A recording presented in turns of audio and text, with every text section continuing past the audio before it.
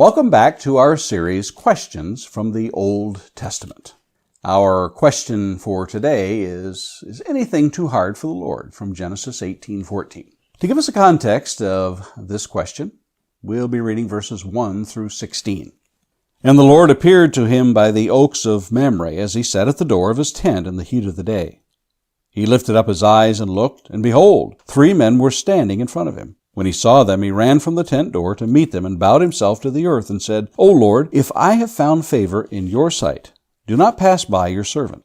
Let a little water be brought, and wash your feet, and rest yourselves under the tree, while I bring a morsel of bread, that you may refresh yourselves, and after that you may pass on, since you have come to your servant. So they said, Do as you have said. And Abraham went quickly into the tent to Sarah and said, Quick, 3 seahs of fine flour, knead it and make cakes. And Abraham ran to the herd and took a calf, tender and good, and gave it to a young man who prepared it quickly. Then he took curds and milk and the calf that he had prepared, and set it before them. And he stood by them under the tree while they ate. They said to him, Where is Sarah your wife? And he said, She is in the tent. The Lord said, I will surely return to you about this time next year, and Sarah your wife shall have a son. And Sarah was listening at the tent door behind him. Now Abraham and Sarah were old, advanced in years. The way of women had ceased to be with Sarah. So Sarah laughed to herself, saying, After I am worn out and my Lord is old, shall I have pleasure? The Lord said to Abraham, Why did Sarah laugh and say, Shall I indeed bear a child now that I am old? Is anything too hard for the Lord? At the appointed time I will return to you, about this time next year, and Sarah shall have a son. But Sarah denied it, saying, I did not laugh, for she was afraid. He said, No, but you did laugh. Then the men set out from there, and they looked down towards Sodom, and Abraham went with them to set them on their way. Our question in verse 14, is anything too hard for the Lord?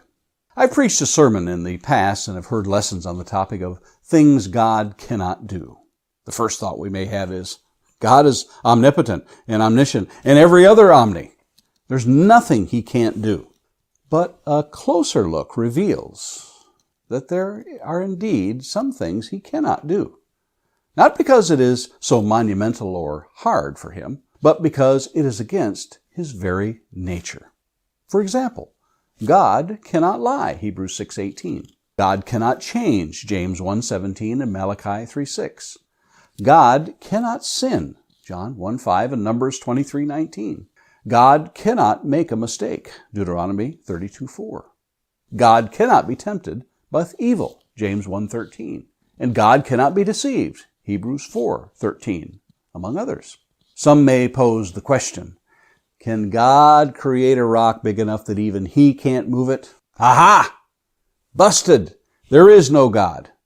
Well, not so fast, Philosophy 101 student. You seek something that is self-contradictory and incoherent. It is as if to say, can God create a round square or a 5-sided triangle? But enough of those absurdities. God poses this question to Abraham in response to Sarah's laughing in disbelief at the thought of having a child at her age. We, being some 4 millennia removed and knowing how things turn out, seem rather sure of ourselves and wondering why both should be doubting. We may seem to be like spectators shouting from the sidelines, Abraham, you're talking to God Almighty. Believe him when he tells you this. Well, not so fast, Religion 101 students. After all these millennia and having the written word, why is it that we are slow to believe that there's nothing too hard for God? Just to bolster the case of God's ability to do hard things, you might want to read Genesis chapter 1 or Job chapters 38 through 41. I think a pretty good case could be made for their outside Abraham's tent. Let's come back to our current century and place ourselves in the position of the one who is presented with a challenge spiritually. Let's start with the nearly impossible task of finding someone who will believe the story of Jesus' resurrection. Can I find just one person who will listen? Can I get somebody to at least open the door to start a conversation? Impossible, you say? How about praying in faith when we ask God for opportunities and then living our daily lives with the expectation that it will happen?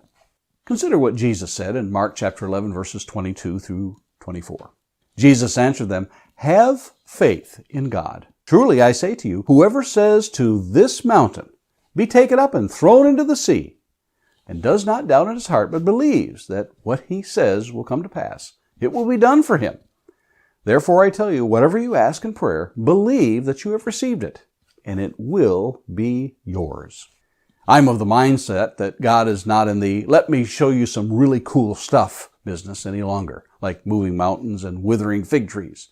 It's not that he can't do it, but I rather think that he is really more interested in the souls of people and the saving of them. So when we are praying for opportunities to share our faith and we ask God with a certain incredulous or doubting that it can be done attitude, can't you almost hear that question being posed to us? Is anything too hard for the Lord? Are you asking in faith? And Lord willing, let's meet again tomorrow to look at some more questions from the Old Testament.